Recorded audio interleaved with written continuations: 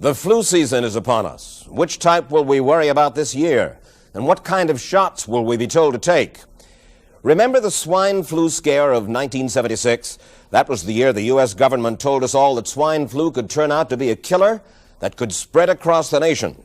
And Washington decided that every man, woman, and child in the nation should get a shot to prevent a nationwide outbreak, a pandemic.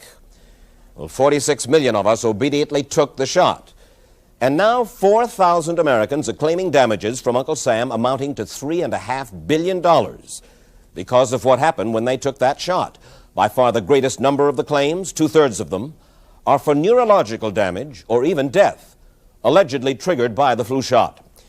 We pick up the story back in 1976 when the threat posed by the swine flu virus seemed very real indeed. This virus was the cause of a pandemic in 1918 and 1919 that resulted in over 500,000 deaths in the United States, as well as 20 million deaths around the world. See how easy it is to... Thus, the U.S. government's publicity machine was cranked into action to urge all America to protect itself against the swine flu menace. Influenza is serious business. During major flu epidemics, millions of people are sick and thousands die. Well, this year you can get protection. The vaccines are safe, easy to take, and they can protect you against flu. So roll up your sleeve. Protect yourself. One of those who did roll up her sleeve was Judy Roberts. She was perfectly healthy, an active woman, when in November of 1976, she took her shot. 2 weeks later, she says, she began to feel a numbness starting up her legs. I joked about it at that time. I said I'll be numb to the knees by Friday if this keeps up. By the following week, I was totally paralyzed. So completely paralyzed, in fact, that they had to operate on her to enable her to breathe. And for 6 months, Judy Roberts was a quadriplegic. The diagnosis? A neurological disorder called Guillain-Barré syndrome, GBS for short. These neurological diseases are little understood. They affect people in different ways. As you can see in these home movies taken by a friend, Judy Roberts' paralysis confined her mostly to a wheelchair for over a year. But this disease can even kill. Indeed, there are 300 claims now pending from the families of GBS victims who died, allegedly as a result of the swine flu shot. In other GBS victims, the crippling effects diminish and all but disappear. But for Judy Roberts, progress back to good health has been painful and partial. Now, I noticed that your smile, Judy, is a little bit constricted. Yes, it is. Is it different from what it used to be? Very different. I have a greatly decreased mobility in my lips. And I can't drink through a straw on the right-hand side. I can't blow out birthday candles. I don't whistle anymore, for which my husband is grateful. It may be a little difficult for you to answer this question, but have you recovered as much as you are going to recover? Yes, this is it. So you will now have a legacy of braces on your legs for the rest of your life? Yes, the weakness in my hands will stay, and the leg braces will stay. So Judy Roberts and her husband have filed a claim against the U.S. government. They're asking $12 million, though they don't expect to get nearly that much. Judy, why did you take the flu shot? I'd never taken any other flu shots, but I felt like this was going to be a major epidemic. And the only way to prevent a major epidemic of a really deadly variety of flu was for everybody to be immunized. Where did this so-called deadly variety of flu, where did it first hit back in 1976? It began right here at Fort Dix in New Jersey in January of that year when a number of recruits began to complain of respiratory ailments, something like the common cold. An Army doctor here sent samples of their throat cultures to the New Jersey Public Health Lab to find out just what kind of bug was going around here. One of those samples was from a Private David Lewis who had left his sickbed to go on a forced march. Private Lewis had collapsed on that march, and his sergeant had revived him by mouth-to-mouth resuscitation. But the sergeant showed no signs of illness. A few days later, Private Lewis died. If this disease is so potentially fatal that it's going to kill a young, healthy man, a middle-aged school teacher doesn't have a prayer. The New Jersey lab identified most of those soldiers' throat cultures as the normal kind of flu virus going around that year, but they could not make out what kind of virus was in the culture from the dead soldier and from 4 others who were sick. So they sent those cultures to the Federal Center for Disease Control in Atlanta, Georgia, for further study. A few days later, they got the verdict: swine flu. But that much publicized outbreak of swine flu at Fort Dix involved only Private Lewis, who died, and those 4 other soldiers who recovered completely without the swine flu shot. If I had known at that time that the boy had been in a sick bed, got up, went out on a forced march, and then collapsed and died, I would never have taken the shot. The rationale for our recommendation was not on the basis of the death of a single individual, but it was on the basis that when we do see a change in the characteristics of the influenza virus, it is a massive public health problem in this country.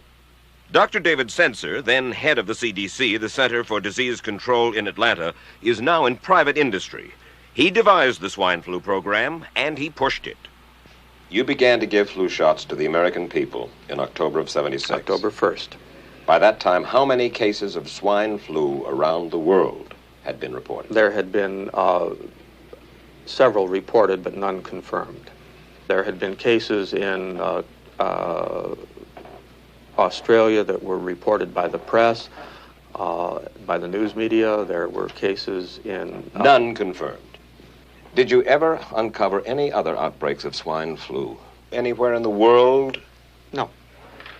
Now, nearly everyone was to receive the shot in a public health facility where a doctor might not be present. Therefore, it was up to the CDC to come up with some kind of official consent form, giving the public all the information it needed about the swine flu shot. This form stated that the swine flu vaccine had been tested. What it didn't say was that after those tests were completed, the scientists developed another vaccine, and that was the one given to most of the 46 million who took the shot. That vaccine was called X53A. Was X53A ever field tested? I can't say. I would have to... It wasn't. I don't know. Well, I would think that you're in charge of the program. I would have to check the records. I haven't looked at this in some time. The information form, the consent form, was also supposed to warn people about any risks of serious complications following the shot.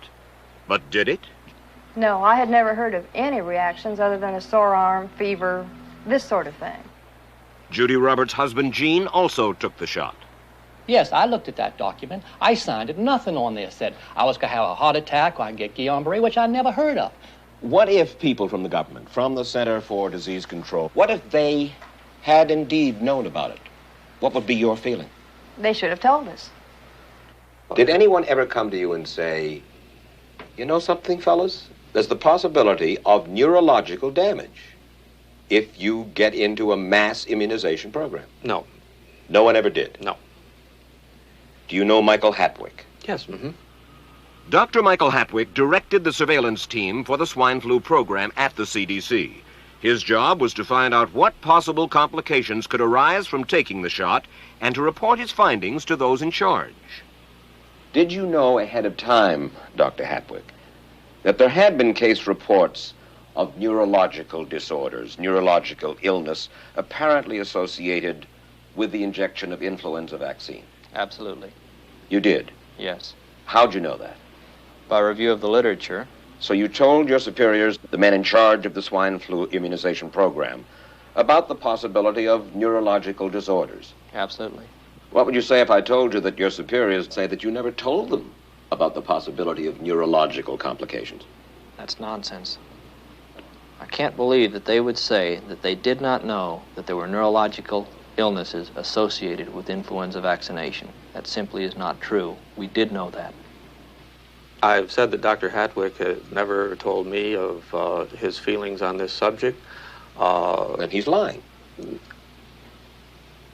I guess you would have to make that assumption. Then why does this report from your own agency, dated July 1976, list neurological complications as a possibility? I think the consensus of the scientific community was that the evidence relating neurologic disorders to influenza immunization was such that they did not feel that this association was a real one. You didn't feel it was necessary to tell the American people that information? I think that over the years we have tried to inform the American people as fully as possible. As part of informing Americans about the swine flu threat, Dr. Sensor's CDC also helped create the advertising to get the public to take the shot. Let me read to you from one of your own agency's memos planning the campaign to urge Americans to take the shot. The swine flu vaccine has been taken by many important persons, he wrote. Example, President Ford, Henry Kissinger, Elton John, Muhammad Ali, Mary Tyler Moore, Rudolph Nureyev, Walter Cronkite, Ralph Nader, Edward Kennedy, etc., etc. True? I'm not familiar with that particular piece of paper, but I do know that at least of that group, President Ford did take the vaccination. Did you talk to these people beforehand to find out if they planned to take the shot? I did not know. Did anybody? I do not know. Did you get permission to use their names in your campaign? I do not know. Mary, did you take a swine flu shot? No, I did not. Did you give them permission to use your name saying that you had or were going to? Absolutely not. Never did. Did you ask your own doctor about taking the swine flu shot? Yes, and at the time he thought it might be a good idea.